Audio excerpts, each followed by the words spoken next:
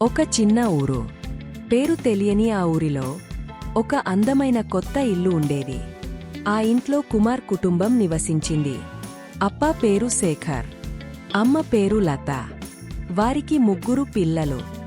మూత్త కూతురు ఓ బృందా, రెండవ కుమారుడు సంజీవ్, చిన్న కూతురు కావేరి. వారు చాలా సంతోషంగా ఉండేవారు. కొత్త ఇల్లు, కొత్త సామాన్లు, ఒక పెద్ద టెలివిజన్ పెట్టి, అంతా బాగుంది. ఆ ఇంట్లో ఏదో ఒకటి దాగా ఉంది. మొదటి రాత్రి అందరూ నిద్రపోయారు. టెలివిజన్ తనకు తానే ఆన్ అయింది. చప్పుడు, మసమస చప్పుడు గంటల తరబడి వినిపించింది. ఉదయం సంజీవ్ అన్నాడు, నేను రాత్రి ఎవరో ఏడ్చే గొల్ల విన్నాను. అమ్మ నవ్వింది. నీకు కల? కాని సంజీవ్ కల కాదు, అది నిజం. 3వ రోజు కావేరి తన గదిలో ఆడుకుంటూ ఉంది. అకస్మాత్తుగా ఆమె బొమ్మ తనకు తానే లేచి ఎగరింది. బొమ్మ మాత్రమే కాదు, పుస్తకాలు, కుషన్లు అన్నీ తిరుగుతూ ఎగరాయి. కావేరి అరిచింది, అమ్మా, అమ్మా, బొమ్మ మాట్లాడుతోంది. లత పరుగెత్తుకుంటూ వచ్చింది. ఆమె నమ్మలేకపోయింది. ఒక బొమ్మ నిజంగానే మాట్లాడింది. కావేరి, రా, మా వెంట. లత ఆ బొమ్మను ఎత్తి విసిరింది. బొమ్మ మళ్ళీ వస్తూనే ఉంది. శేఖర్ మొదట నమ్మలేదు.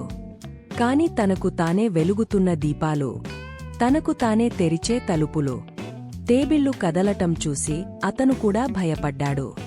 ఇది భూతం కాదు అని ఊరిలో ఒక మంత్రవాడు చెప్పాడు. ఇది పోల్టర్జిస్ట్, కళ్లకు కనిపించని ఒక కోపం. టెలివిజన్, రేడియో, మించరం అన్నింటిలోకి చేరి పనిచేసే ఒక శక్తి. ఇది చాలా భయంకరమైనది. దీన్ని సాధారణ మనుషులు తరిమికొట్టలేరు. 7వ రోజు కావేరి టెలివిజన్ ముందు కూర్చుని ఉంది. తెరపై మబ్బు వెలుగు. ఒక శిలువ ఆకారం కనిపించింది. సంజీవ్ కేకేశాడు, కావేరి, ఇక్కడికి రా. కాని కావేరి లేవలేదు. ఆమె తెరను చూస్తూనే ఉంది. అకస్మాత్తుగా తెరపై ఒక పెద్ద చెయ్యి చాచింది. ఆ చెయ్యి కావేరిని లాగింది. ఒక సెకనులో కావేరి మాయమైంది. టెలివిజన్లో మంచులాంటి వెలుగు మాత్రమే మిగిలింది. ఇల్లంతా అదిరిపోయింది. అమ్మ ఏడ్చింది. అప్ప టెలివిజన్ను విరగగొట్టడానికి ప్రయత్నించాడు. కాని టెలివిజన్ విరగలేదు. అప్పుడు తెరపై కావేరి ముఖం వచ్చింది. ఆమె గొంతు వినిపించింది, అమ్మా, ఇక్కడ చీకటి. చాలా మంది ఉన్నారు. వాళ్ళు నన్ను వదల్లేదు. నన్ను కాపాడండి. లత కేకేసింది, కావేరి, ఎక్కడ ఉన్నావు? కావేరి చెప్పింది, టెలివిజన్ లోపల. కాని ఇది సాధారణ టెలివిజన్ కాదు. ఇది ఒక తలుపు, ఒక క్రూరమైన లోకానికి. శేఖర్ ఒక ప్రసిద్ధ మంత్రవాడిని పిలిపించాడు. అతని పేరు సామినాథన్. సామినాథన్ వచ్చి ఇంటి చుట్టూ పరికించాడు. ఈ ఇల్లు ఒక సమాధి మీద కట్టబడింది అన్నాడు. అందుకే ఇంత ఇబ్బంది. ఇక్కడ పాత ఆత్మలు ఉన్నాయి. వాటికి టెలివిజన్ ఒక దారి. దాని ద్వారా అవి మన లోకానికి వస్తాయి. సామినాథన్ చెప్పాడు, కావేరిని కాపాడుకోవాలంటే ఒకరు టెలివిజన్ లోపలికి వెళ్ళాలి. అది చాలా ప్రమాదకరం. తిరిగి రావడం కష్టం. లత ముందుకు వచ్చింది. నేనే వెళ్తాను. నా కూతురు అక్కడ లోపల ఉంది. సామినాథన్ ఆమెకు ఒక తాడు కట్టాడు. ఈ తాడు పట్టుకోండి. మేము ఈ వైపు నుండి లాగుతాము. లత టెలివిజన్ను తాకింది. వెంటనే తెర ఒక గెర్రని చుడ్డిగా మారింది. లత దానిలోకి చీల్చుకోబడింది. లత కళ్ళు తెరుచుకున్నాయి. చుట్టూ చీకటి. కాని చీకటిలో వేలకొద్దీ మినుగురు పురుగులు ఎగరాయి. అవే ఆత్మలు. ప్రతి ఆత్మ మనిషి ముఖంలా ఉండేది. కొన్ని ఆత్మలు ఏడ్చాయి. కొన్ని ఆత్మలు నవ్వాయి. కొన్ని ఆత్మలు కావేరి చుట్టూ నిలబడ్డాయి. కావేరి ఒక మూలలో వణుకుతోంది. లత కేకేసింది, నా కూతురుని వదిలించండి. ఆత్మలు చెప్పాయి, ఆమె మాకు కావాలి. మేము తిరిగి లోకంలోకి రావడానికి ఆమెని దారిగా చేసుకుంటాం. లత ఏడ్చింది, దయచేసి, ఆమె చిన్న కూతురు. నన్ను ఇక్కడ ఉండనివ్వండి. కాని ఆమెను వెనక్కి పంపించండి. ఆత్మలు కొద్దిసేపు మౌనంగా ఉన్నాయి. తర్వాత తలమానికపు ఆత్మ చెప్పింది, సరే, ఒక షరతు. మీరు మీ ఇంటిని ఖాళీ చేయాలి. మమ్మల్ని అక్కడే వదిలేసి వెళ్ళిపోండి.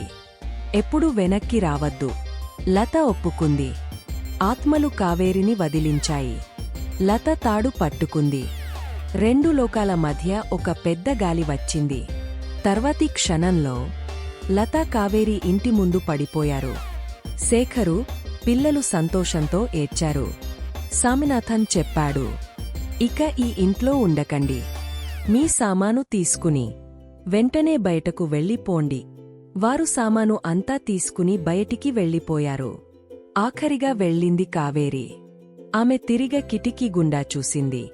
టెలివిజన్లో ఇంకా ఒక మసక ముఖం కనిపించింది. ఆ ముఖం నవ్వింది. సామినాథన్ చెప్పాడు, ఈ కథ నిజం.